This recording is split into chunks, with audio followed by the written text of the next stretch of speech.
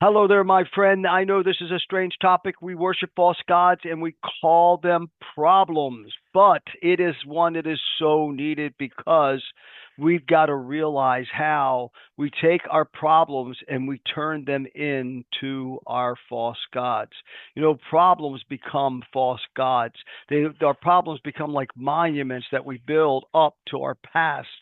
We bow down to these idols instead of turning to our infinite and inherent potential and the source of all of our potential.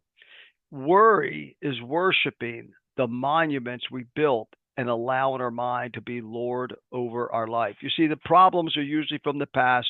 Worry is because you're looking into the future based upon your past problems. Problems and worries exist only because we allow them to persist through our focus on the past and the future.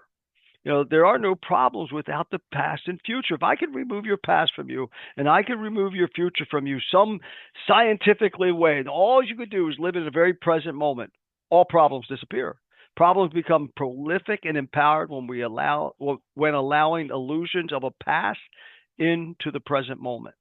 So think about that. Living in the past or future is the altar of a false god and sacrificing yourself. When you're so focused on the past or in the future, you're sacrificing yourself, your family time, business, creativity, and usefulness. Your own peace and power gets so weakened when we focus on the past or on the future. Thinking about the past or future is not thinking at all. Think about that. It's like being mindless. Because if I'm in the past, I'm not present. If I'm in the future, I'm not present. Now, I teach people all the time how to make business plans, how to set goals, how to make long term plans. That's totally different than dwelling there and living up there. It's a gift to be able to visualize, but it's a curse to dwell up there in that cloud and not stay in the present moment. Problems exist only because we permit them by refusing to live in the present only. So you are the one giving life to your own problems. And it's refusing our potential equals worshiping our problems instead. Problems reflect the denial of our divine potential. Instead of recognizing them as illusions, we build altars to our own struggles. We actually get addicted to the struggle. The modern analogy, problems are our Baal. Baal was a false god. Look it up, look him up. False god that consumed our focus. It's our Baal that we do.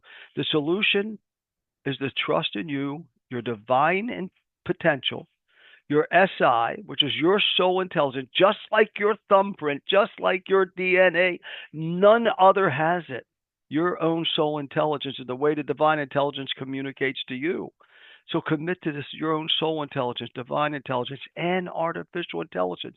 Yes, artificial intelligence can help you out of any problem for sure. Baal, look it up, study it. I just want to highlight a few. This was a false god they used to worship. It had to do with life giving rain to the land. We look to our problems, we worry, and we give so much power to them. They keep us up at night, and we think like that they have some kind of value, and we give value to them. It was a crucial deity for the survival of crops and livestock. So we'll stay up at night thinking that, oh my gosh, I got to do this. I got to take this position away from my source and stay up at night because I got to, make sure I take care of the future. Think about how foolish that is, right? So, and then, also, Baal was a powerful warrior, often yielding a club or lightning bolt. We think with our worry we could do something about it. You can't do anything. It's all illusions, just like the false god Baal, symbolizing his control. We think we have control when we stay up at night and worry, or when we think about the future, we dwell on the past. A God who could bring fertility to the earth and ensure prosperity of his worshipers. And we think we can do something by worry or by dwelling on the past. And it's just the opposite. It ruins everything.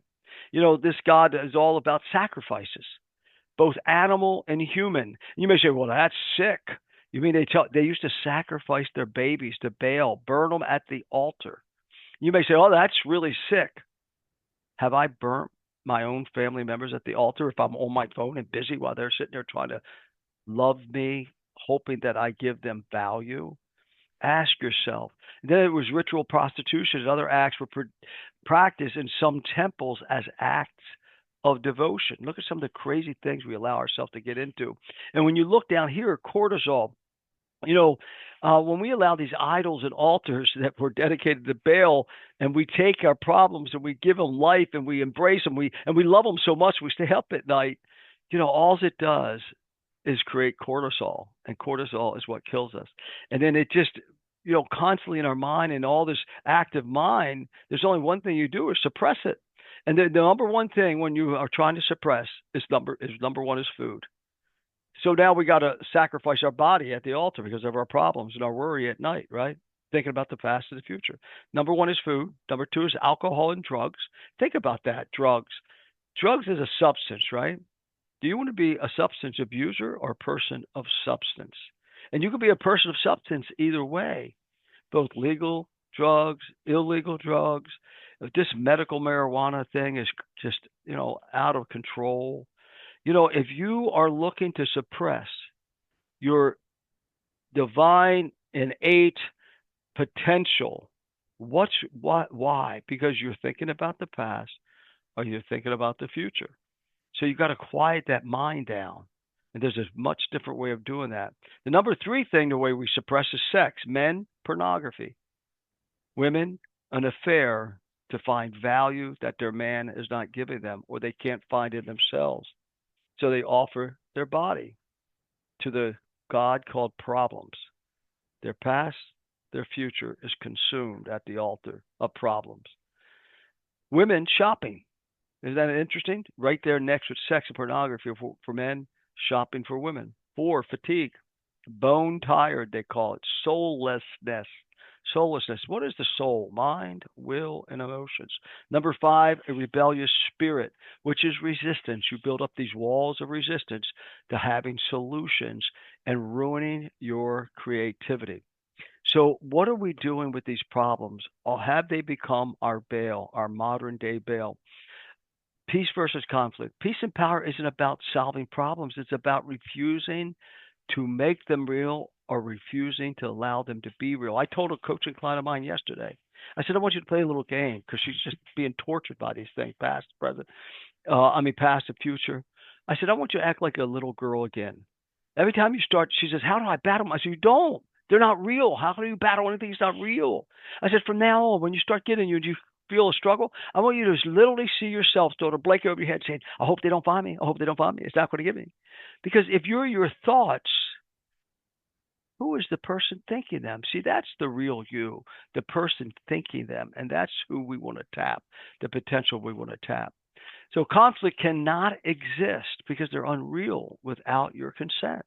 You're the one that makes them real. I told her yesterday, I said, you're fighting the boogeyman. It's not real. It's not real. Fully and truthfully present and living in the presence of potential dissolves all your problems, allowing you to rise with power and clarity. I'm going to encourage you to become a phoenix today. Arise from the ashes out of your own altar of this false god called problems that you may have been worshiping. The source of all potential. Our power comes from the source. And if you want to call that source God, if you want to call that source Jesus, if you want to call that source Allah, if you want to call that source the universe, whatever it is, that divine intelligence is big enough. But that's your source. You know it, you sense it, you feel it. Our power comes from the source, like gasoline to a car. But what we do, we're so consumed with a problem, we get to the station to fill up. And what do? We grab the hose by mistake and put water into our tanks. So focusing on problems versus creating drains the source's energy meant to heal and transform us. We actually drain that energy from us and we waste it. Sex is one of the greatest spiritual forces on planet Earth. Co-creation, procreation. And yet we take all this energy and we waste it on a God called problems. Twisdomology, time and wisdom coming together in perfect unity. Take the time you've spent so far on planet Earth, take the wisdom from above, from your source, and say, okay, What am I to do with me? And the action step is to allow divine intelligence in to speak to your soul intelligence, just like your thumbprint, your DNA, and your emotional intelligence, and AI, artificial intelligence, to move from mindlessness to mindful creation. Just ask AI, ChatGPT, one of them, Google, Bard, Copilot on Microsoft. Ask it, say, I feel like I live in this mindlessness. I want to become a mindful creator. What do I do? Folks, we're living in such an exciting time that is challenging all of us. And so the challenge I have for you, question, who would you be without problems? And you don't have any. You don't have any. You may say, Fred, you don't know me. You don't know me. You don't know me. I don't have any problems. But if you listen to a list of what some people would call problems, you go, oh my gosh, you poor thing. How can I help you? The other question, what will you choose to worship today? Your problems or your potential? I'm going to ask you for one thing today to really bring that potential out, and that is that you commit in your calendar, go there right now, as soon as this is over, go to your calendar and block 30 minutes a day, every day, not every day, once a week, 30 minutes. In my calendar, you'll see Socrates and me. Mine's an hour long because that's how messed up I am if from other people's definitions, but not from mine. I'm so having so much fun creating. But my Socrates meetings takes me about an hour. As a matter of fact, I have one daily as well. 30 minutes per week though, minimum. And then Socrates said, the unexamined life is not worth living. I want you to examine everything from A to Z every week. How was my previous week? Where did I waste time? What am I doing? What am I worshiping? What false gods can I get rid of? And then how am I going to tap my potential? Not for the future week. You're not going to get out in the future and live up there, but you're going to make a plan for the future week. The first thing you're going to do, you're going to book a time for yourself to do something nice for yourself the upcoming week, something very personal. This is your time. You own it. You own your calendar. You're wise enough to do this. 30 minutes per week, truth and vision versus facts and knowing. Just say, whoever you pray to, however you meditate, just say, I want truth and vision. I don't need to know anything. I don't need any facts. I just want vision for my life and truth. What does that look like? Take action to reclaim your power. You were sent to create and save others, not to be consumed by illusions of problems. Wisdom sent you in the time to change all things and be changed by nothing. You got sent by wisdom into a certain time frame to change all things about it and to be changed by nothing. Problems or illusions. Personal peace and power is nothing more than a decision. What are you going to do today? Call to action. Be a conscious creator of all things new. Always be looking to create new, a new frame of mind, a new peace of mind. Let your Twisdomology, your time that you've spent so far, the wisdom that you currently have, that innate wisdom that keeps calling you to a higher call, and you know it, you know the voices, but yet you ignore it and you go to the altar of your problems and situations, and we got to stop that in order to really have our peace and our power back. So let it guide you, your time and your wisdom, guide you to peace and power, living in the present and transforming your world and the world. I invite you over to defalco.com, and I'll guarantee a stress-free, conflict-free life, family, business, and organization. It's not only possible working with me, it will become inevitable. So I challenge you, no more false worship, no more false gods in your lives called problems. Let's end it today with that beautiful one day a week Socrates and me appointment for yourself.